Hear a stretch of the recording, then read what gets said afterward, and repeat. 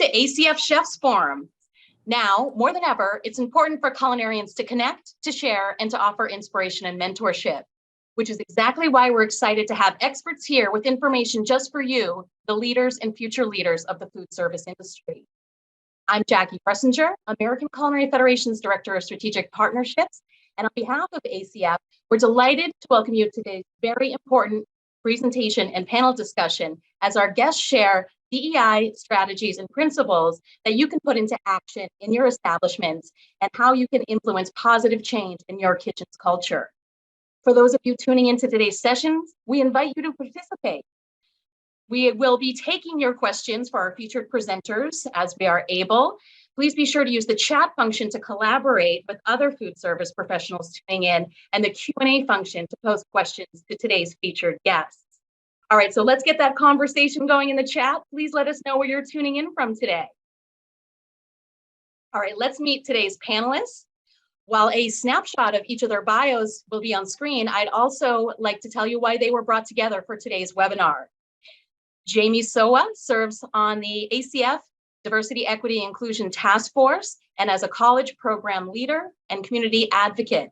And she's an expert in creating inclusive college campuses for students, educators, and staff.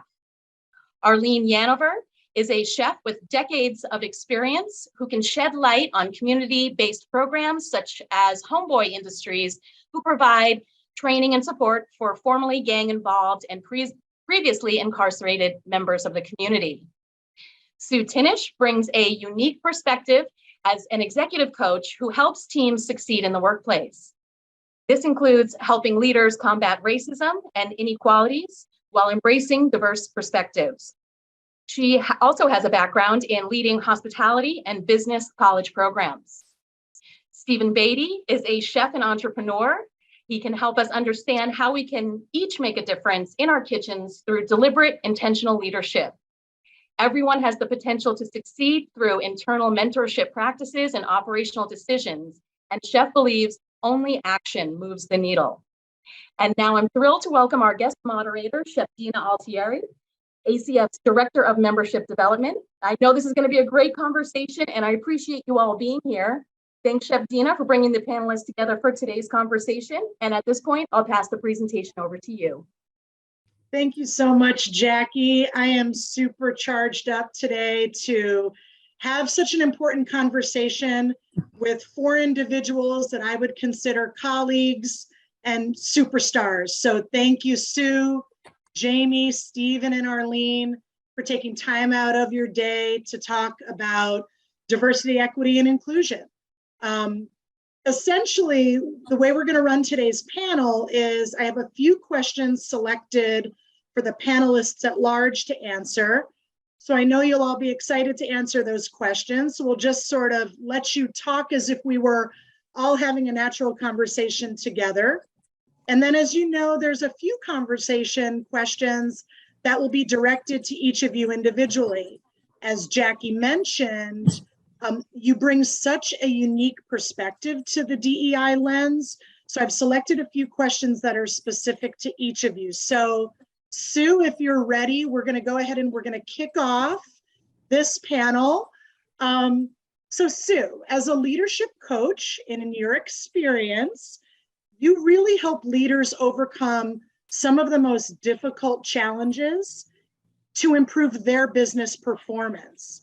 A critical component of this work is built upon this idea of cultivating diverse perspectives. So help us kick off this conversation today by defining, identifying, and clarifying what we mean when we say workplace diversity. Well, thank you, Dina. You know, diversity can be really superficial, meaning you can see it, and it also can be very deep. So surface level diversity and deep level diversity. But I like to think about diversity in really four aspects. The first one is really very personal to us. You might call it internal to the person, the human being that we are. It's our personality, our gender, our age, our sexual orientation, our race, our ethnicity. So that's the first one, sort of personal or internal. The second is this community dimension. We all grow up in an environment and live in an environment that causes aspects of ourselves to be much more diverse. It could be our marital status, our nation of origin, our education, our religion, even our language or our geographic location. Maybe it's whether we have an experience as in the military or a veteran, or even if we have a union affiliation. So that's the community dimension. The third dimension is this social life experience.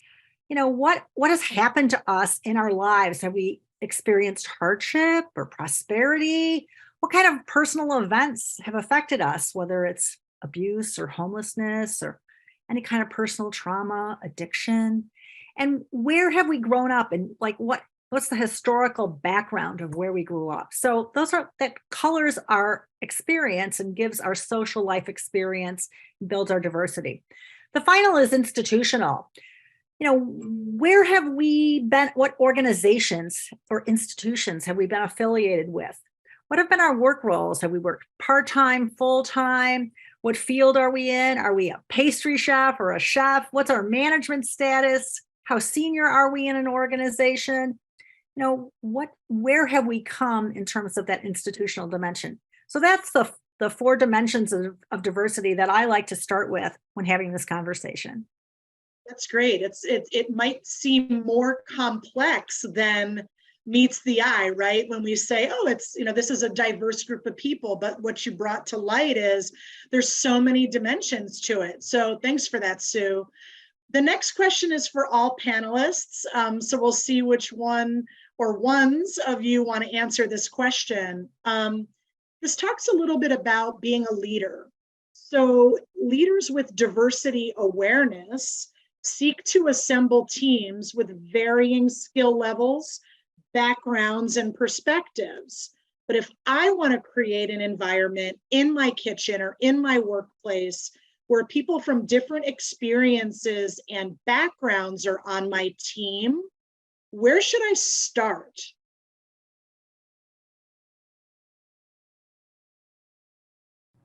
I would start at the interview process.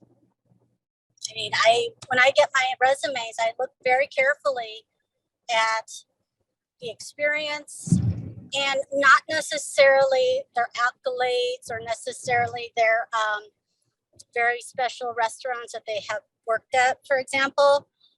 At this stage, with COVID, I don't know who's been able to work for the last 3 years, but if you've worked for something like Panera or Corner Bakery, if you're still working there for the last 2 or 3 years, you must be very needed. And so that's what I'm looking at. As far as longevity, you kind of have to, look deeper. And that's what I do. That's a good point, Chef. So you're saying it starts with recruitment, right? It starts right there at that particular point. So that's that entry point. Anybody else? How about you, Sue? I totally agree, Arlene. Great point. And if you're not seeing the kind of candidates that you want to see that represent that diversity, then you have to broaden the net that you're using to find those candidates. I would offer just a slightly different perspective, and that is I really think it's important to start with inclusion, because organizations can't really recruit diversity if the people, when they're in the culture and they arrive, it's not very inclusive. And so inclusion, really exists when everyone, marginalized groups or underrepresented groups, however they're defined, feel that sense of belonging. And when they have that sense of belonging, they're going to feel empowered to participate, and they're also going to stick around. So I think that I totally agree that recruiting is so important, but I would think about hand in glove. Think also about when they arrive, how welcoming and inclusive is the environment going to be? That is a great point. And Jamie, I see you nodding over there. Any thoughts to share about that? Kind of like, again, acknowledging the person coming in. Are they a good fit? Have they been obviously a good employee at the place that they were at before they're coming your way, which was Arlene's point. But then Sue's point is, well, who's the team that's welcoming that potential new hire, and how welcoming is that experience? Anything to add to that? Yeah. So it dovetails into what both of them have already pointed out, which we have an opportunity within our businesses to promote what our mission and values are, and that will help in attracting, the candidates that, so the broadening of the net that Sue was mentioning. And we have, so many opportunities as professionals to network, and network with people that are not just like us, right? So we tend to hire people that are similar backgrounds, that look like us. And, ACF, of course, is offering so many educational components, and really trying to reach a broader audience. And so, there's resources there for sure. That's a really great point. Kind of go outside of your own, like Sue had mentioned, internal, external comfort zone, right? And maybe challenge yourself to build a team that represents that diversity, because they're different than you, they're different than the others around you. That's a really intentional move. How about you, Stephen? How would you lean into this question? I tell my team oftentimes we have to grow our garden. And that's a term I use quite often. And I lean upon a lot of my team members because they oftentimes they create that environment. So my job is to be a thermostat. I control the temperature in the room. I keep it hot or I keep it cold, right? But then I go to my team oftentimes and I get a lot of great feedback, and I say, you might have a different background than, Sue across the way, who would you recommend to be a team member? And that could be impactful. And so oftentimes I rely on my team to be our champions and to create some of the recruiting opportunities, because ultimately, if someone comes through the door with their name on it, they're going to make sure it's the right person just as much as I would in the interviewing process and also in the recruitment. So I allow my team to share that burden along with me. That's a good point. Do you involve your team at all in not necessarily the interview process, but when you're bringing somebody through, let's say for a second interview or so, do you let your team engage with them somehow? It sounds like you would, considering that philosophy. So it's actually mandatory. So one of the things that I do is, depending on the location or the position I'm interviewing, I will make sure I stop through there intentionally. So whether we're going on the Mongolian grill and I know that Larry is here and he has an interest in it, and I want to make sure one of my leads is there, and I introduce them, and I'll just literally walk away and just see how they're going to how they react, how the conversation is going, if it's awkward, if it's silence, if they're laughing. And at that moment, I know this is going to be potentially a great partnership right off the bat, because they're engaged and they're, like I said, they're laughing and so on and so forth. So then I know that right off the bat, like, this might be a good fit because, they're connecting. If I could add Amazing. something just quickly, I think it's interesting, Stephen, and you talk about this really sort of as the responsibility of the leader. The best teams are the most diverse, but kind of tricky. The tricky part of this is that those are not the teams that get along naturally the easiest, because they're diverse. They don't necessarily have the same age, background. They don't necessarily like the same music. They may not like the same kind of food. And so we tend to bond so quickly with people that are exactly like us. And so you have to give it some time. And I think as a leader, you have to be very intentional about making sure that you're managing this paradox that the best teams are the most diverse, but those are not the teams that get along instantly, the most easily. That's a good point. It becomes more of an adaptive style for everybody, but in the long run, the long game is they're going to be a more successful, or a team that's more likely to thrive as a result of that diversity. So my next question is for you, Jamie. Obviously you are a culinary program and hospitality director at your college, right? So you manage a body of students who are in this industry or starting out in this industry. Tell us a little bit about how you enhance our understanding of bias and microaggressions through your work on a college campus? And how can you, through that education of those concepts, help us become active allies to the people that we work with? Sure, thank you. I think I love this question because I think it's important to identify that we do all have biases, right? And there's no avoiding that.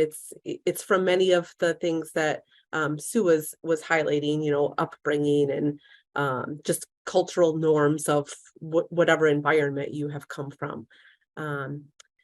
But I think that it's important to also consider that when people maybe have a microaggression towards you, or if they say something that seems like it is a bias towards you, giving some grace in those circumstances.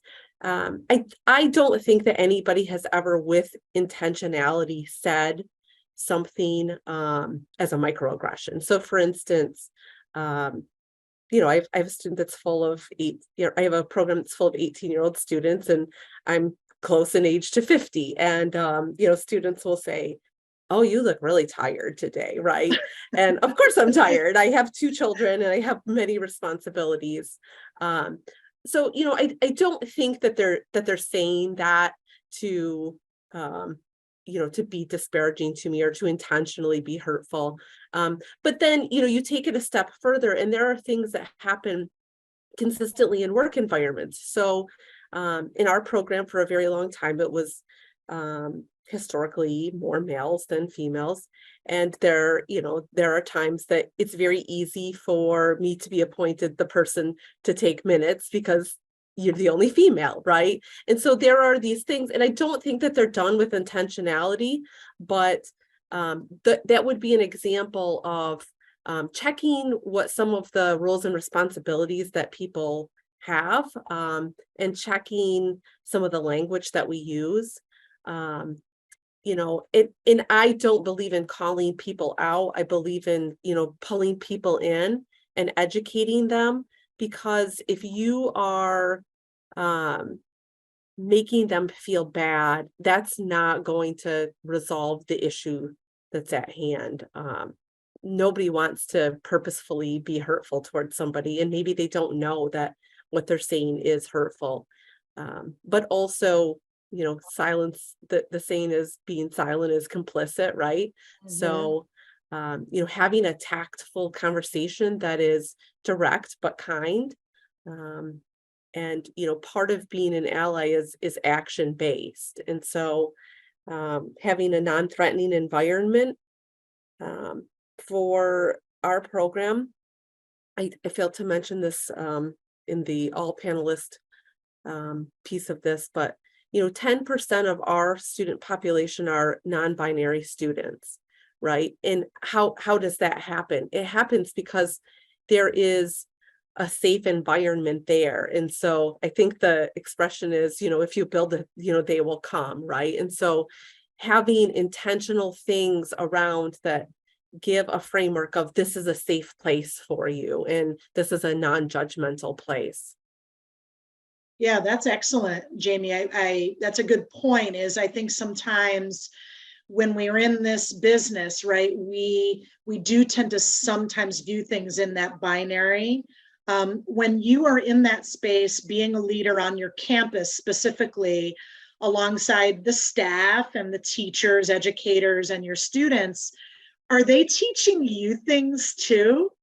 Because I mean, their generation, and again, I'm generalizing, we know that not all students are traditionally aged, but I find that our students can teach us so much in terms of tolerance and acceptance. Can you recollect a moment where they've taught you something, or something that's been surprising coming from them? Sure. Students themselves, yeah. Yeah, well, I mean, into them, they get generations mixed up all the time, and they'll say things like, okay, boomer, and I'm like, I'm not a boomer. But I will say this, generationally, this group of students I feel as though sometimes they are mislabeled as being coddled. And I think that they have a really, really, really challenging life. There's so many things that they have as barriers to upward mobility that there just wasn't there for, well, I mean, you know, for me and for generations ahead of me. And so just seeing the struggles that they have, and you know, when a student says, I'm taking the day off because I need a mental health day, I have pieces of envy that, gosh, you know, that's not the industry that I grew up in, right? There, I would have been Right. terminated from my job. Right. But I recognize they probably do. They're 18 years old. Their brains aren't developed. They're exhausted. And it's very easy to say, well, what are you tired from? You're 18 years old, right? I have a household that I'm running. But I really, it gives me a moment. I take pause of, gosh, maybe they're onto something. They have already Right. recognized the power in mental health and physical health and emotional awareness that we've kind of been emotionally constipated to for many years. Yeah, it's a good point. I hadn't heard of the term self-care up until a while ago, and had one of my chef instructors say, hey, chef, I need to take a self-care day. And at first I was like, what is that? And then when they explained it to me, I was like, oh, that sounds great. So you take Wednesday and I'll take Thursday. Steve and Arlene, anything to add there? I mean, you know, Jamie, obviously her presence on a college campus is incredible in terms of the impact that she can have with her students. But I mean, any comments there to just reflect on that before I roll to the next question? Well, I have Oh a yeah. couple. Go ahead, Sorry. Arlene.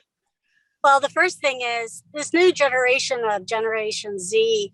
I'm really impressed by them and the amount of empathy and awareness they have as far as diversity. I mean, I'm the one who's struggling with understanding gender identity and the she and the, you know, all of that. And so that's on me. And so I'm, you know, very impressed by that. And then the other issue is just same thing. What is a self-care day? Oh, I'm thinking, oh, it's a spa day. No, it's serious. It's real. So that's all I got. That's good. That's good. Stephen. So I have a saying that I tell my team, no one gets an award for the most hours worked. And I tell them that all the time, and they go, well, what do you mean, chef? And I go, it's a lot of times you come in, sometimes and it's still dark, and you leave and it's dark, right? And I go, you're going to leave and it's going to be sunshine. Go surprise your kids, go surprise your significant other, and enjoy life outside of this kitchen. And so sometimes I think that we bear the burden, sometimes depending on the dynamics of your household setup, of being the provider. And so sometimes being a provider isn't always financially and from a monetary standpoint. Sometimes your presence is just there, right? Right. And so self-care means that you're taking care of those around you with your presence, and in turn, they're going to pour back into you. And so sometimes you forget that you are a person outside of the kitchen, or outside of your title, or outside of your position, whatever gives you that balance, right? And so you get no rewards for the most hours worked. That's such a great philosophy. I wonder how many chefs are listening on this call today that just jotted that down, right? Because I think sometimes, at least in my experience, what I've noticed is we tend to sort of model the way that we came up in the industry, even though we were disappointed in some ways by the way we were, again, you know, forced to work so many hours. So it's sometimes hard to make that intentional sort of paradigm shift, but it's encouraging to see that chefs like you, Stephen, are practicing that. And that, like you said, Arlene, you're leaning in on what some of your cooks and students are speaking about, to recognize that we have something to learn from everybody. And therein lies Sue's comments earlier about creating that diverse environment. It might not necessarily be the perspective that we know or the one that we've used or the one that we're comfortable with, but we are sort of products of our own environment and works in progress. So Stephen, the next question is for you, and it really sort of piggybacks off of your comment from just a moment ago. Kitchens can often foster an abrasive environment, or an environment that's really more of a yes, chef, right? Like, you told me to do something and my answer is yes, even though I'm thinking, oh, I don't want to do that, or I have a question. I'm hesitant to even ask you a clarifying question because I know you're moving through your day pretty quickly and you just want me to say yes, chef. And sometimes that can really foster this environment that can be somewhat abrasive. But what I know about you, Stephen, is that you seek to disrupt this pattern. So can you think of an activity or an event in your kitchen where you thought you had this great idea to disrupt this activity that we've come up in as chefs, and it backfired? In other words, you were surprised by the result. It didn't create this positive workplace culture that you thought it was going to create, but rather it backfired on you. Tell us of one of your greatest failures, because right through our failures, we achieve so much more. So share one of those for us. So I think talking about a little bit about what Jamie was saying, some things are done not intentionally, right? And so I grew up in an environment that was very just level. Everyone looked like me, right?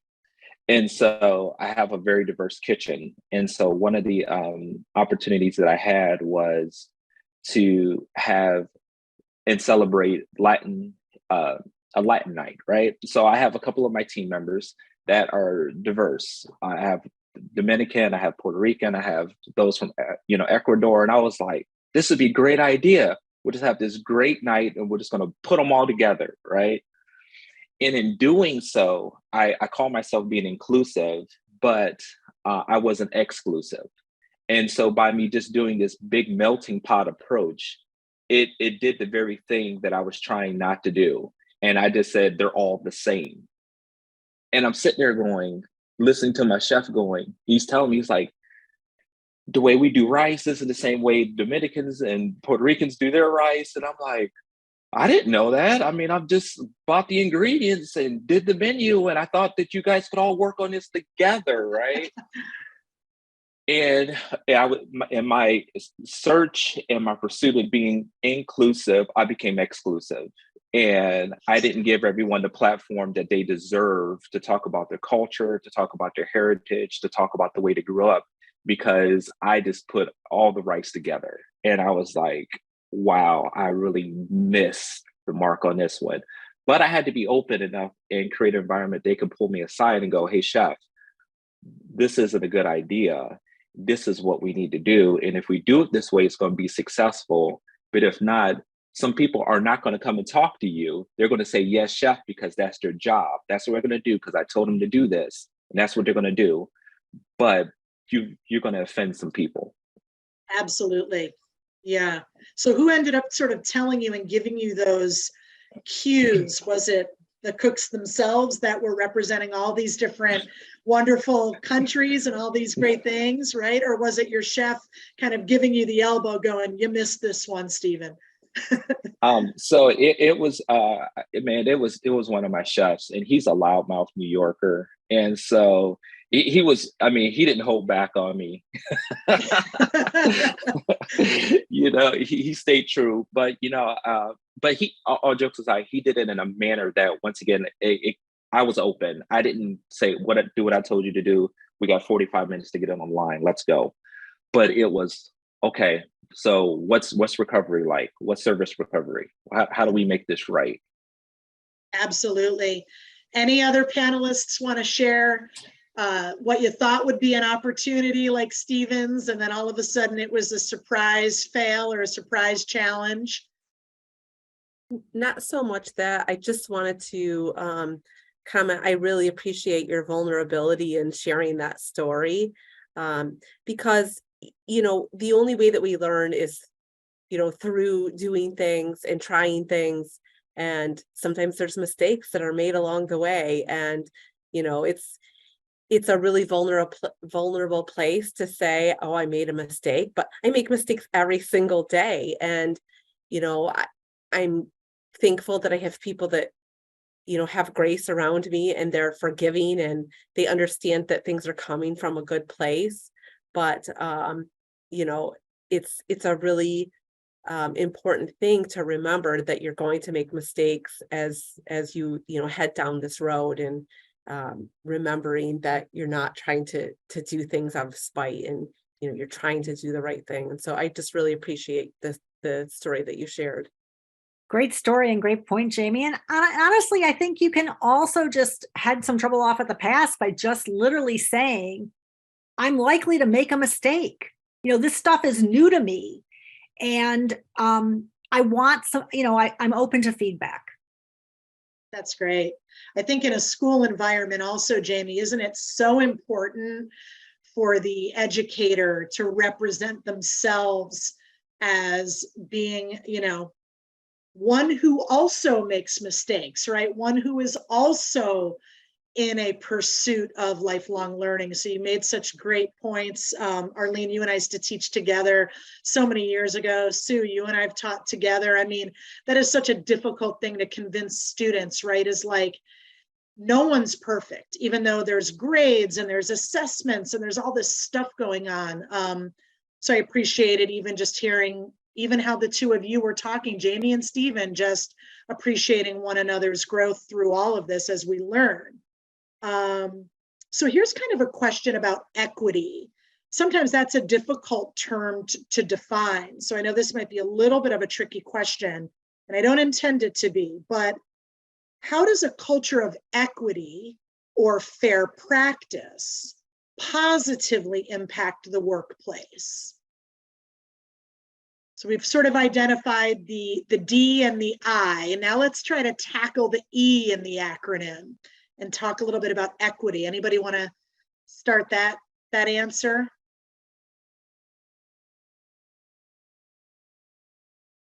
I'm happy to start and see where we go with this.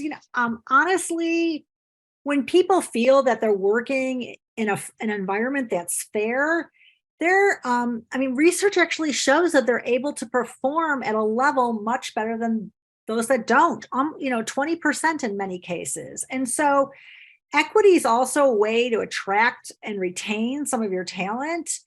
And it really is a matter of improving morale and engagement and motivation. And it really helps people create positive work environments. So I think it's important to, in your environment, to really understand what people view as fairness and try and understand their perception of fairness so that you can address their needs with, information and support, that compassion and empathy we talked about, and also recognition. So I think the way people view fairness and equity can be different. And so I think it's a question to pose to people. Good point. Jamie, anything to add on that? Yeah, that was really great, Sue. I tell our students all the time that I don't believe that people mind rules. They mind when they're unevenly applied, right? And so a best practice in any organization is to have clearly defined expectations.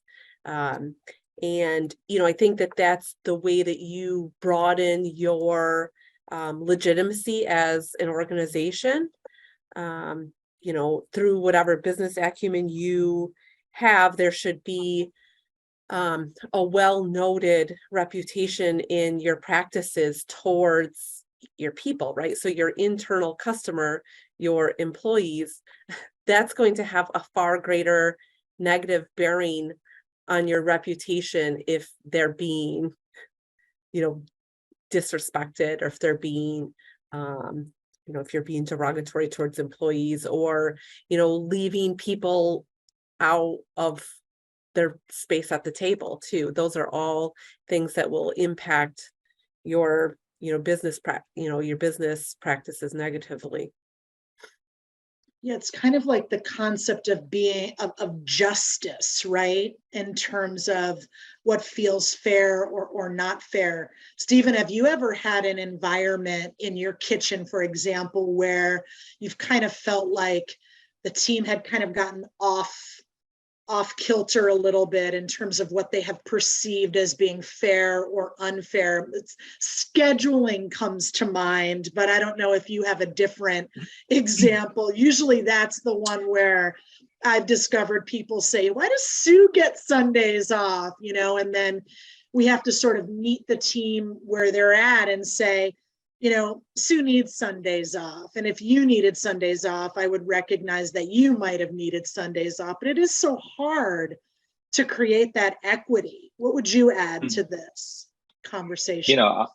There's a unspoken rule in the kitchen, and sometimes I don't think people realize that it happens. So, for instance, on working on a campus the size of mine, the orders that come in are massive, right?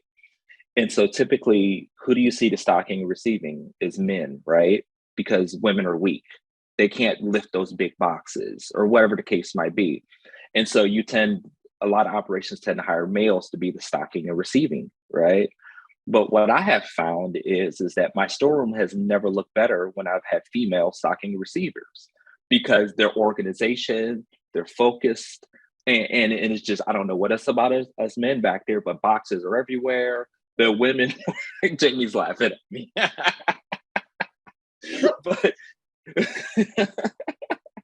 but oftentimes, it's this mixed message that's sent that all those boxes are too big. But you look over it and women are doing the buddy system. But guess what? That's a safe practice that you should be doing anyway. And so we have to prove that we're strong. So we got that box by ourselves, right? So I think oftentimes we send this message that, women are weak, or someone is too small to do that job because their stature or whatever the case might be. You need to go get someone who's strong. And so that is the complete opposite. So I think beyond the scheduling, I think that is an instance in my mind that sometimes comes to play. Absolutely. Yeah, that's a good point. It is better practice to go grab somebody to help you lift that box rather than needing to call out tomorrow because your back hurts, mm-hmm. Right? Good points. Arlene, my next question is for you. I know everyone on the call had the opportunity to understand a little bit about where you're working at Homeboy Industries, and so this question is placed kind of in your lane. When you're working with individuals with barriers to employment, and we've all worked with individuals with barriers to employment, but what are some tips you give to employers? I mean, since your environment is set up to where you're in a training and a modeling environment, what experiences do you have that you then can translate and help leaders like all of us be able to be good, patient, empathetic leaders when we're working with individuals with barriers like you work with? What are some of your tips?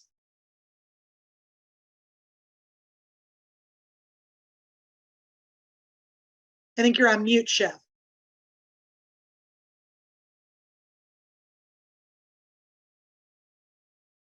I apologize. My technical is really bad today. So I want to first say that, as far as these tips, I strongly believe that they really need to be baked into every organization. But it's not just because I'm trying to be righteous or this is the right thing to do. I think this is essentially survival. I mean, I have been in the process of trying to hire approximately like maybe 15 chefs for the next project I've been doing. I've been doing this for 3 weeks now, and I have 5.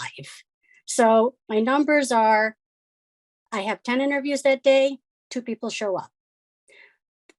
So I need to dig deeper, like I was describing before. I'm going to look at your resume, and, as far as being baked in, we're going to have to be open to hiring, in my case, everyone and anyone. But I'm going to look at your resume. If you have McDonald's, I'm going to ask you, well, what time do you come? Have you had perfect attendance? someone from Panera or Corner Bakery, if they work there for 5 years or so, women in that type of environment, the actual industries themselves have numbers and statistics that describe how well they're doing. And if they weren't doing well, they wouldn't be there. So some of those things are, I need to kind of look at how things are relative to each other to what I need them to know how to do it. So it's on me to try to dig out those details and understand. As far as in that same thing with hiring, I know everything seems like hiring, but at the same time, again, I want to hire all executive chefs. Can I do that? No. I want to hire all the people that come out of culinary school with an amazing resume. The reality is, no, you're not going to find that person. They're not coming to my door. So what am I going to do? I'm going to give everyone a chance. Look, you know how to do this. You're very good at communication. You're good at managing people. You're very fast and you know how to do things consistently. You can read a recipe. I'm going to have to build a team based on all the bits and pieces. So if I was hiring and was trying to create a diverse workforce, just like Stephen was saying, you know what? You're a woman. You are so going to be on my team for purchasing because I know it's in your head, like how you're going to organize. And I'm going to pair you with another gentleman, not because the other gentleman is going to do all the lifting. It's because she's going to have her head on straight and she's going to say, we're going to do this together. And I don't know if you remember this, Dina. We were in purchasing at one point, and I had 3 of the 5 guys out on medical because they all had groin injuries. And it's I don't remember that. Oh my God. It was, yes. But so, all right, it looks like it's me and so-and-so lifting now. Right. And I mean, those are really good points. And I think, Jamie, you and I had this conversation also, is thinking about, sometimes we think about it's like somebody else's problem, but as an educator, you're managing teams, classrooms, cohorts of very diverse individuals, right? And so, I remember when I first moved from post-secondary for-profit education and then swung into nonprofit and was doing community-based work similar to the work that Arlene does, I thought that it was just so eye-opening to realize that just because somebody is paying to go to a college doesn't mean that they have barriers, right? Like, it's not somebody else's issue. You've experienced that certainly, right, Jamie, as an instructor. Your students are probably extremely diverse. Do you have a little something to share on that? Yeah, I mean, and especially being in a nonprofit world, I am at my institution, but there are so many barriers to students, to employees today, right? So we are all being impacted to some degree by the rising cost of goods, right? So students have some food insecurity issues, sometimes transportation issues. For me, we have a safety net for students. I would never want to see a student not pursue their dream because they can't afford a pair of good kitchen shoes, right? So, that's one thing that it's a barrier. And to me, it's a really small, easy fix, but it's a really prideful thing for a student to have that trusted relationship with you to say, I just can't afford a good pair of shoes. These are the only shoes that I have. So, we provide a safety net for students. So, they don't ever feel as though they have to give up on what their goals are, because there's some barrier that we can just very easily, help support them and keep them going on track. So.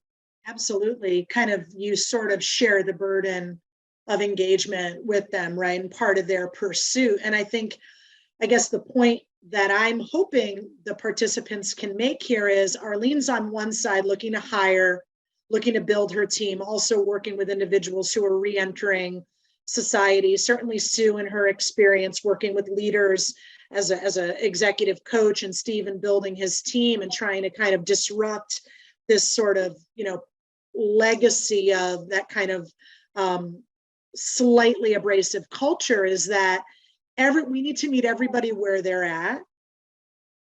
But by the same token, it takes work. I mean, so we're asking chefs, we're asking front of the house managers, we're asking culinary leaders to be patient, right? Be empathetic, be compassionate, because I think, to your point quite clearly, Arlene, you have to be. You've had to cast that net out far and wide to build a team. So it's really on the leader to learn some of these strategies for inclusivity, and just a little bit more patience maybe than some of the spaces that we grew up in. I have a final question before we open it up to some of the questions and comments that Jackie is likely seeing in the chat.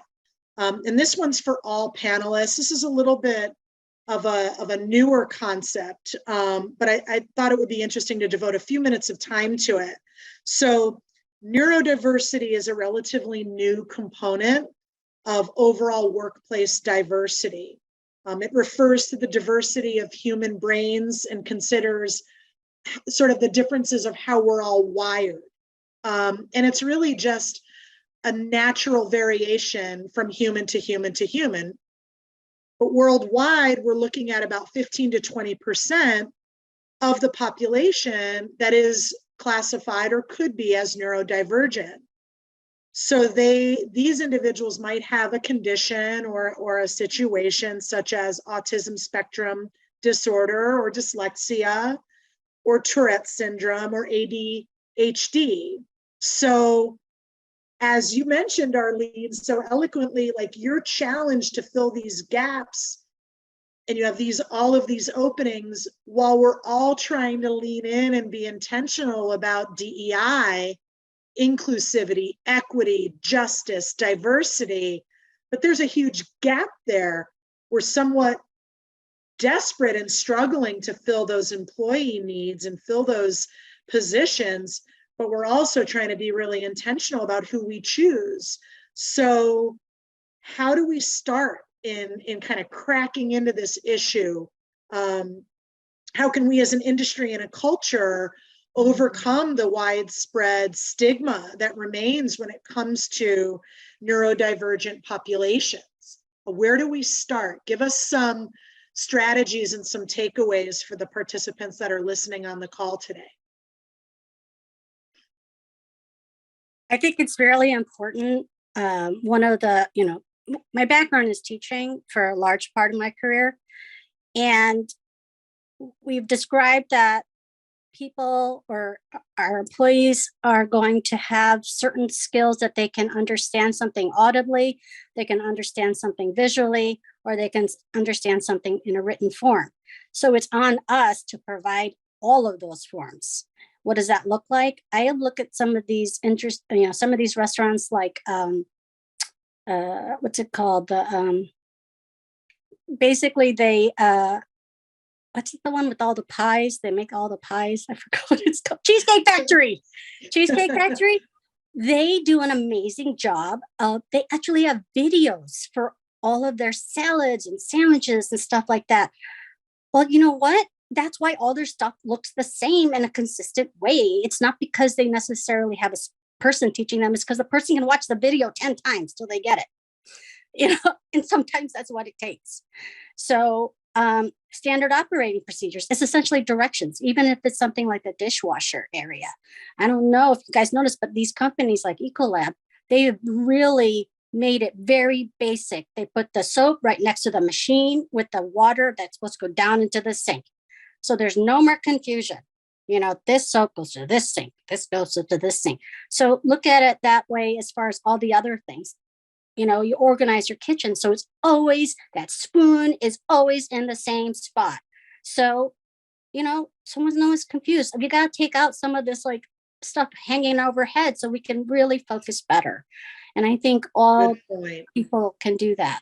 Yeah, that's a great point. Kind of multiple channels. It's visual, You might have a prep cook who was like me when I was a prep cook. If Chef Yanover said, get over here, I'm going to show you how to make a Caesar salad, I'd grab for the little notebook in my back pocket and I'd jot down some notes. Whereas Stephen, I'm sure you've got cooks right now. They're like, wait, hang on a minute, chef.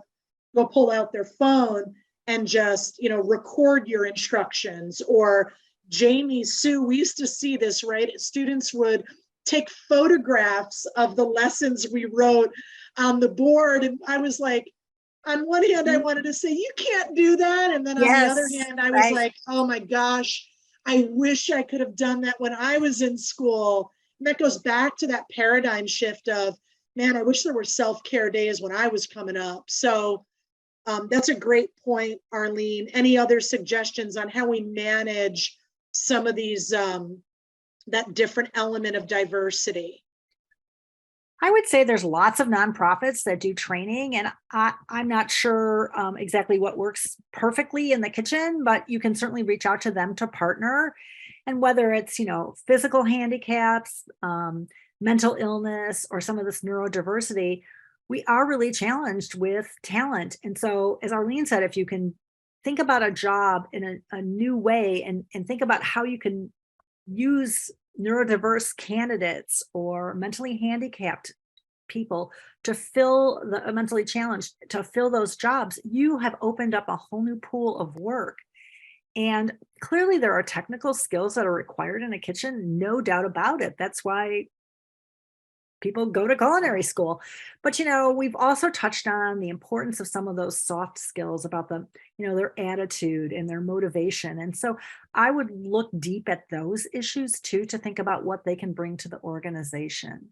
Yeah, it's so often it's more difficult to teach the soft skills anyway, right? I mean, Stephen, you've probably shown someone multiple times how to julienne a carrot.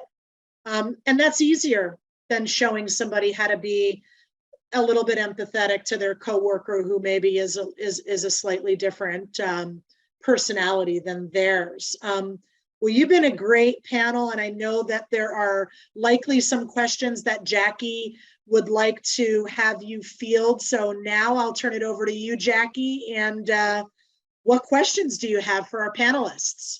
Well, great. Well, thank you so much. Definitely an interesting conversation, and I've learned a lot. A chef who is tuning in just submitted this question. I'll read it verbatim. I've just taken on my first leadership role with an existing kitchen team. How do you recommend that I start an ongoing conversation with my team about DEI? I'm feeling a bit overwhelmed. Where do I start today? So maybe we could get some top tips or recommendations from each of you on the panel, since we'll probably only have time for one or two questions. So I guess if you'd like, we can just kind of go around the panel. Jamie, did you want to give us a top tip of where the chef might be able to start the conversation today? Sure. And I try to always keep things like super positive. But the introduction of a new leader to a team presents challenges, right?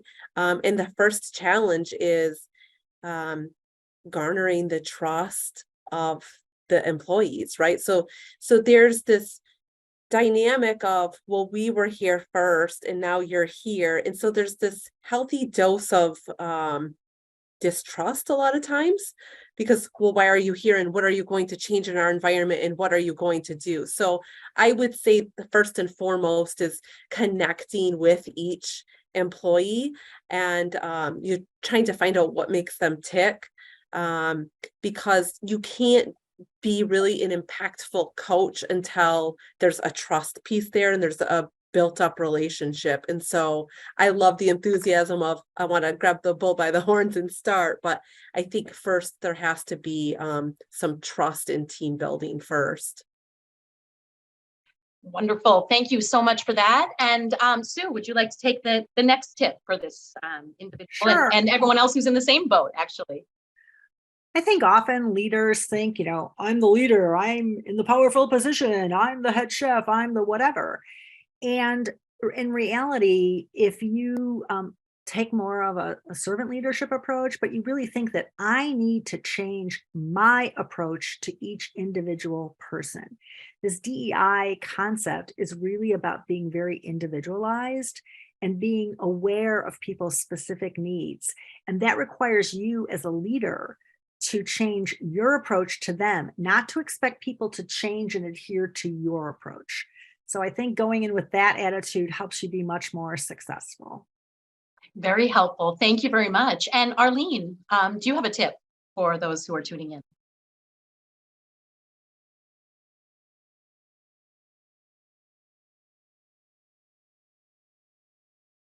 Oop, looks like you're still on mute. My apologies. So with, at least for the chef who needs to know what to do now, I always value research, which means know your employees. So you're going to have employees who do not want to come to you, and then you're going to have employees who want to tell you every single thing about themselves. So you do need to spend time with each and every single one of them and understand where they're coming from, how long they've worked, some pretty basic things. And you really do have to develop that relationship. I don't recommend throwing everyone together and getting to know each other. That is scary for most people. Well, thank you very much. And Chef Stephen. So one thing I recommend that that I've done over my 20 years in being in management is that I call it the birthday plate. And so when I had kids, whenever it's their birthday, we get the birthday plate out, right? And that's what their slice of cake goes on, and it's a family practice, right? So I think one of the things that I've always done that is a lost thing is family meals. And so oftentimes you can't make your employees eat with you, right? But it oftentimes, if it's not the family meal approach, it's the birthday cake approach, the birthday plate. And so you have to be able to introduce something into the culture that is unique and tailored to them, that is nothing they've ever had before. So what it creates is that something new, something exciting, and it's one of those things where they go, okay, all right, they care, and they're doing something that is intentional, right? And people understand that, and it's not just something that they just went and just grabbed off the shelf. Is that they really thought enough about us to create this moment. So make sure you have a birthday plate approach. Wonderful. And Chef Dina, did you have any final words for us today before we get into our final messaging?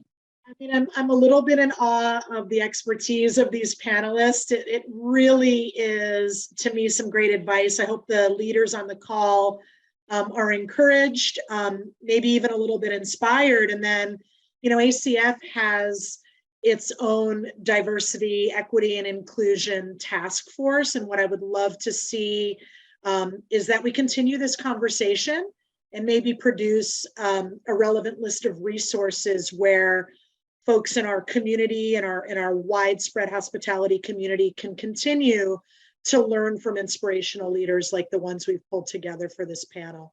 Thanks, Jackie. Well, excellent. Thank you, Chef Dina, and thank you to all of our panelists. A huge virtual round of applause. And my apologies that we didn't get to all of the audience questions, as there's much to discuss. However, please know that ACF is committed to continuing this conversation. So please stay tuned for more webinars and resources, and let's continue this conversation on the Chef's Table. We appreciate you all taking the time to share your passion and enthusiasm for advancing diversity, equity, and inclusion in our industry. And thank you to the chefs and food service professionals who are tuning in today. As Chef Stephen said today, be the thermostat in your kitchen and control the temperature of your team. I love that. Be on the lookout for a survey that you'll receive shortly regarding this webinar. You'll need to complete the survey in order to earn your 1 hour of CEH. And we hope that you'll join us for our upcoming webinars next week. On November 18th, please join us to learn how to optimize for virtual dining and delivery success. And on November 17th, we will dive into how to improve your operations and labor efficiency through best practices in cleaning and sanitation. We'll also be heading into the holidays. So on December 5th, we'll have a very special virtual demo on gingerbread skills that you're definitely not going to want to miss with Brian Peffley. You can check out all of our webinars on wearechefs.com to sign up there. And we would love to see you in the Big Easy. Please visit acfchefs.org and click on the events tab to register now for ACF National Convention in New Orleans, July 16th through 19th. On behalf of the ACF National Office, a huge thanks to all of our guest speakers today for this great learning opportunity. And thank you for joining us today. We'll see you all soon. Have a great day, everyone.